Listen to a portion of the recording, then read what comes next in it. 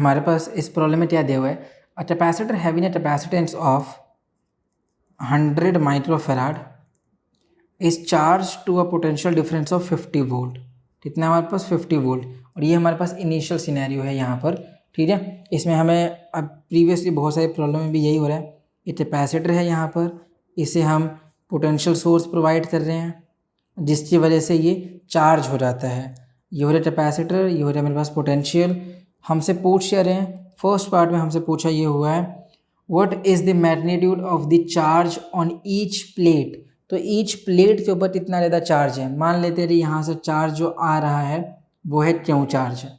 ठीक है, तो इस पर क्योंकि पॉजिटिव टर्मिनल है तो ये हो रहा है मेरे पास पॉजिटिव, और ये वाला चार्ज यहाँ पर नेगेटिव आ जाएगा। समझ जैसे, तो क्यों होता है हमारे पास C इंटू वी।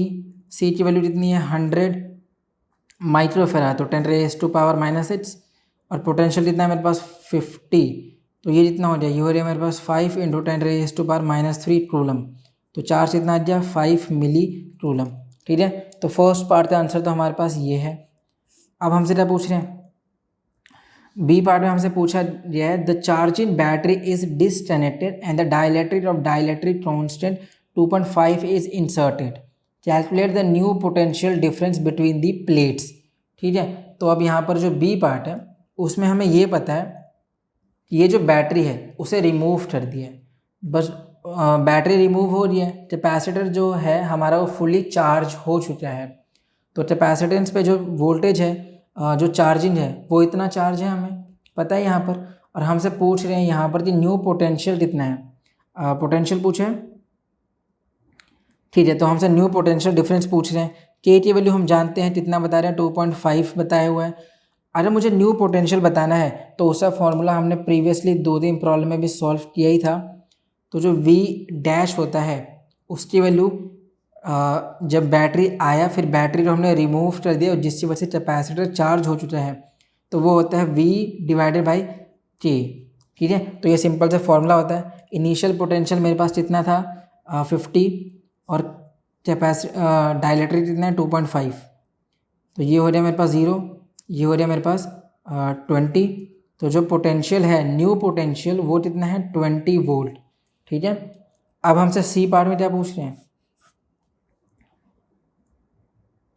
यहाँ पर सी पार्ट में हमसे पूछा हुआ है what charge would have produced this potential difference in absence of the dielectric slab. अब हमसे ये पूछा हुआ है कि डाइलेक्ट्रिक स्लैब के एब्सेंट में इस पोटेंशियल से कितना ज़्यादा चार्ज फ्लो हो रहा है। तो मान लेते हैं कि जो चार्ज फ्लो हो रहा है वो है क्यों डैश, इसकी value C into V dash. C की वैल्यू कितनी है 100 माइक्रोफैराड, तो 10⁻⁻⁶, और पोटेंशियल कितना है मेरे पास 20। सो जो क्यों डैश आ गया ये जितना आ गया मेरे पास, ये हो जाए मेरे पास 2 इंटू 10⁻³ कूलम, क्यों डैश आ गया मेरे पास 2 मिली कूलम। अब जो डी पार्ट है, डी में हमसे क्या पूछा हुआ है, सो डी में हमसे पूछ रहे हैं find the charge induced at a surface of the dielectric slab. So dielectric slab मतलब ये हो जाए कि यहाँ पर एक कैपेसिटर है अपने पास और यहाँ पर हमने एक डाइलेक्ट्रिक स्लैब यूज़ कर दिया है।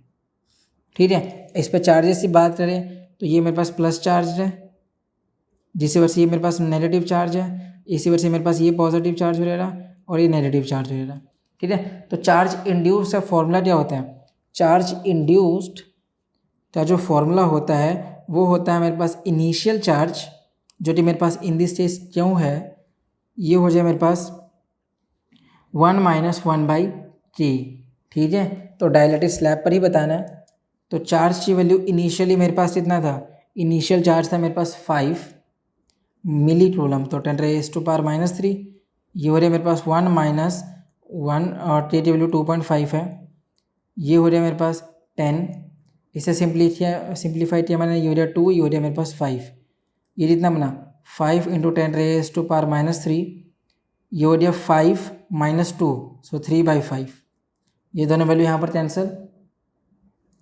तो जो चार्ज इंड्यूस्ड है वो कितना है 3 इंटू 10⁻³ मतलब मिली कूलम। ठीक है, तो ये आ गया मेरे पास charge induced on the surface of the dielectric slab. इससे आसान सॉल्यूशन और कहीं नहीं।